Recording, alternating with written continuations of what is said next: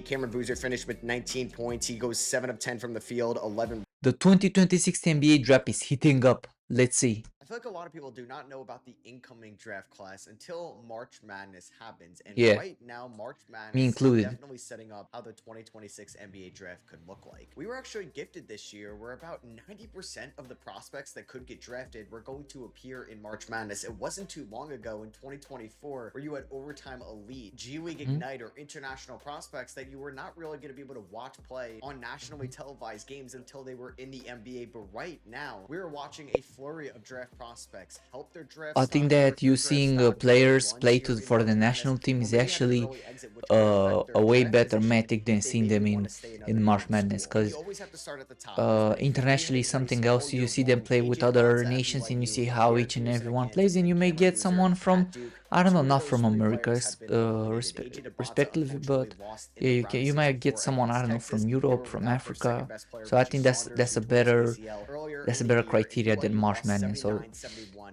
It wasn't because of AJ DeBonza. If you were watching that game, Texas was double teaming and blitzing AJ DeBonza whenever he had the ball in his hands. He was going to have to create so much on the spot, break double teams, split the defense, you name it, and he still ended up with 35 points and 10 rebounds for the Cougars. He went 12 of 12 from the free throw line, 11 of 25 from the field. He did have 5 turnovers and 10 rebounds, but when you watched BYU play against Texas, there wasn't too much else AJ DeBonza could really do in the half court. I don't really think March Madness has affected his draft stock too much. I always thought he could go 1, 2, or 3 in the NBA draft, really depending on how the draft lottery unfolds. I think teams are going to love his motor, his competitiveness, and his willingness to step up as the leader of this BYU team. When the senior Richie Saunders tore his ACL, this was now AJ DeBonza's squad, and they were going to live and die by him with the ball in his hand. And he finishes his college career definitely as one of the best wing scorers we have seen since possibly Kevin Durant, for somebody that can legitimately go at the top of the NBA draft. And next up, you have Darren Peterson, who's been my number one player for most of the season. I just fell in love with his high school tape at Prolific Prep going into this year. He got off to a good start at Kansas in a few games, and then yeah, but Kansas is suffered out, bro. hamstring issues, cramping issues, and it's been affecting him all year long. Now, since Kansas has been eliminated, they lost on a game winner buzzer beater by Dylan Darling of St. John's in the round of 32. Kansas was not a good fit for Darren Peterson. Hey, yo, in 2 days is the next round, right?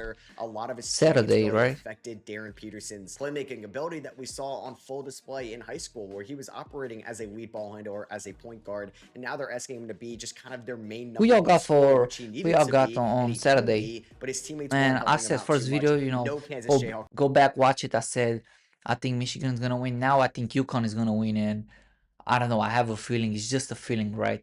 But you have to go see the first video and to see why I said Michigan was gonna win. But now I think that UConn is gonna win. So yeah, tell me in the comments who y'all got.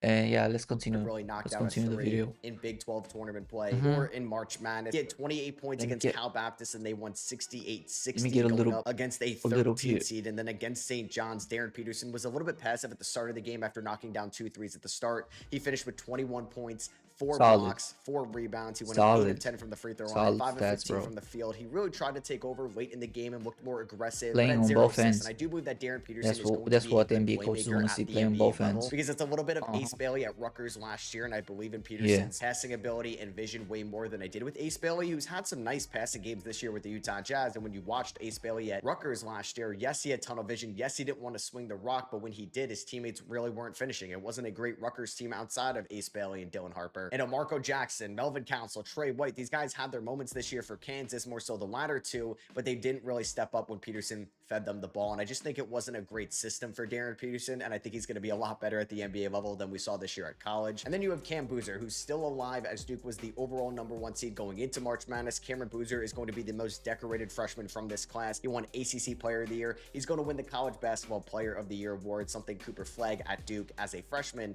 took home last year. Cooper Flagg has gone wild. He changed everything in the league, bro.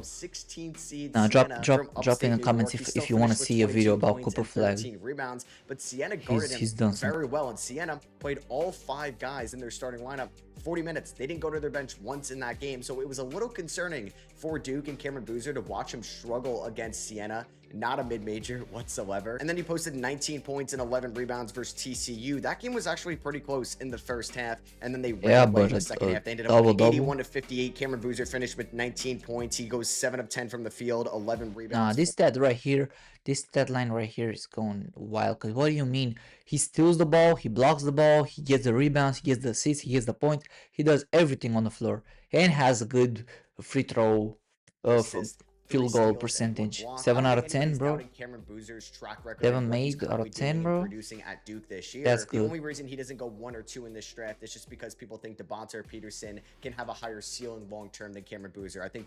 I don't agree with that. I don't agree with that. Like let's look at the actual stats. Don't just speculate on the future, because that's how everybody can speculate. That's how people speculated, you know, Bronny is gonna be the next LeBron, and look at him, he's trash. Bronny's trash. Like, look at LeBron in 2003 when I was born, right? I was born in 2003. Look at LeBron back then, and look at Bronny now. Like, completely too different, because Bronny grew up with a rich privilege. He didn't have to work anything for anything. He got to the NBA squad not having to work. I think Bryce is better than Bronny, actually. Bryce is actually going to be better than Bronny. I don't know about the NBA and all that, but yeah, for sure. For sure, Bryce is going to be way better. Has the highest floor out of those 3 guys, but I do think when you're looking at a legitimate number 1 as an offensive weapon on a title team, Devonta and Peterson fit that role just a little bit more. Now, it was unfortunate Caleb Wilson, the consensus number 4 overall prospect in this draft class for most of the season, did not play in the ACC tournament, did not play in the NCAA tournament. After he suffered a broken thumb in practice in March and it required season-ending surgery, I still think he's the number 4 player in this class. Good luck holding the ball with that. Darius Ikuff and what he's doing right now at Arkansas, because no prospect has more momentum right now than the Arkansas Razorbacks point guard, somebody that's being coached by John Calipari, who has an elite guards working out at the NBA level. Derrick Rose, John Wall, Devin Booker, Jamal Murray, De'Aaron Fox, you name it. Darius Ikuff looks like he's going to be next on that list. He had 24 points and 7 assists. Yeah, we had a video on the channel about him, so go watch the video.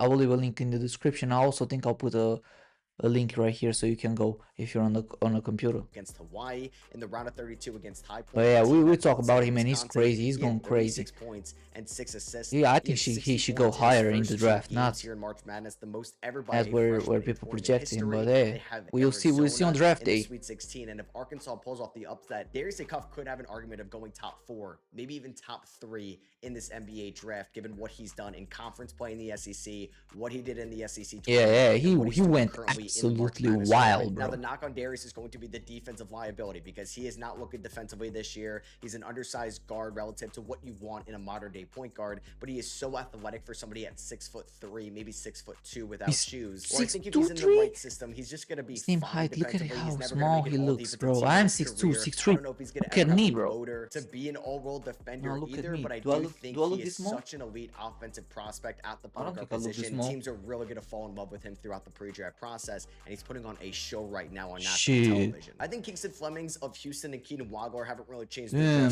too much throughout. I knew they were tall, but this though against each other in the Sweet 16, and I hope they guard each other, and that's going to be such a fun matchup, because Kingston Flemings is one of the best defensive prospects in this class at the guard position, and Keenan Wagler is one of the best offensive guards in this class at the guard position, and them going toe to toe, Sweet 16, national television, with a chance to go to the Elite 8. We are going to really see who can. Yeah, we also had a video about this guy too. Between one of these two, make sure you check out on the channel. From the pack. I would say somebody that struggled so far throughout March Madness that is still alive. They beat Miami, they beat 3-seeded Virginia, and that's going to be Nate Ament. I actually got to watch Nate Ament in person for both of those games. I don't know who this guy is. We might react to him. We might see. 0 of 3 from the field and finished with 0 points against Miami of Ohio, when Tennessee scored 78 points in this game. And after the game, I was wondering, why wasn't Rick Barnes running any sets through Nate Ament? He looked extremely passive on the floor. Now, we're later learning that he had an ankle injury, but I guess the ankle was fine on Sunday because he took 11 shots. He went 4 of 11 against Virginia, a team with a lot of size in that front court. 1 of 3 from 3.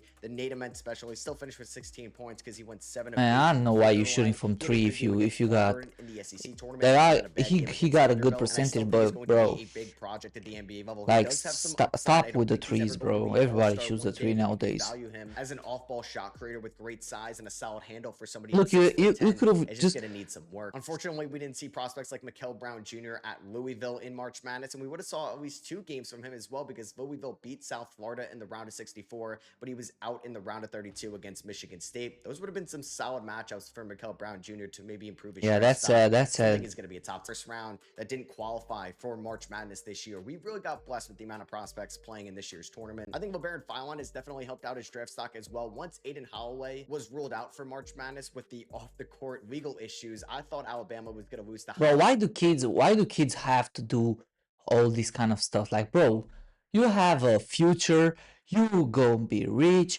you gonna have money, you gonna have cars, you gonna have houses, you gonna have anything. Why you have fucked it up over for just some stupid drugs, bro?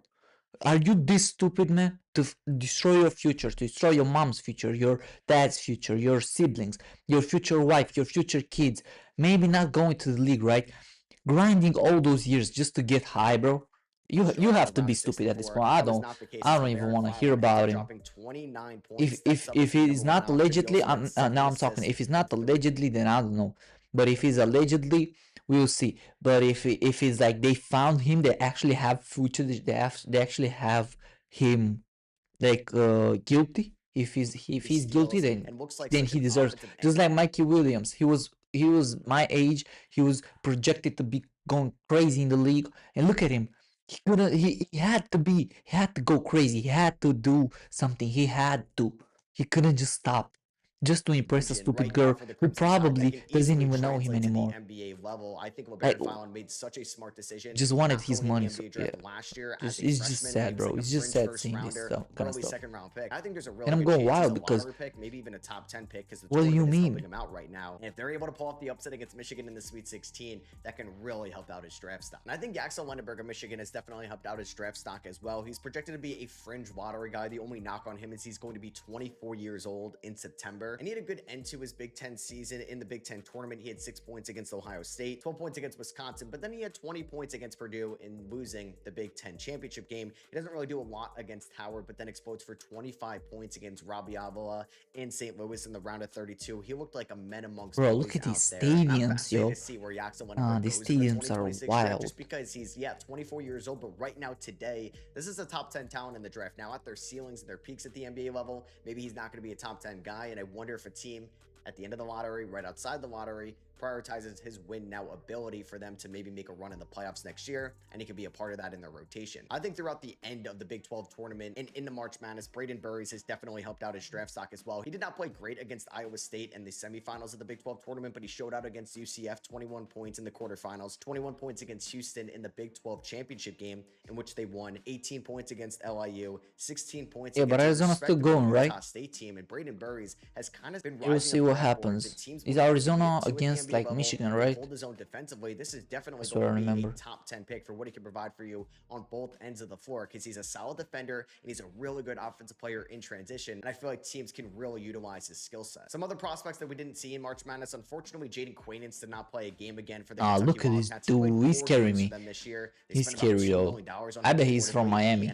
Is he from Miami? He went from Arizona State to Kentucky this year. He was recovering from an ACL. He has the dreads. Against St. John's, I'm being a little racist now. Didn't play a single second in March Madness, in which Kentucky lost in the round of 32 in blowout fashion to Iowa State. Obviously, Karim Lopez did not play in March Madness, as he's an international prospect playing over in the NBL this year. He actually just declared for the 2026 draft. I feel like he's going to be maybe a fringe lottery pick as well. The 2 projected first-round picks from Baylor, Tonde Yesufu and Cameron Carr, did not play in March Madness either, because like Hans Steinbeck, their team was just not good enough to qualify this year. It was a really underwhelming season for the Baylor Bears. And then here's some prospects that are maybe fringe first-rounders that could really help out their draft stock, and pretty much have helped their draft stock so far. Now, unfortunately, they got eliminated in maybe the game of the tournament so far. Tower Tanner of Vanderbilt. If you watch this game unfold, it was basically Gordon Hayward 2.0, if you remember that shot. Yeah, I remember. When he was at Butler, where it was basically in. It was in the rim, it was in the cylinder, and it just... he just got out. He was like, I think a little too... Like, he shot with too much power, I think. That's the problem.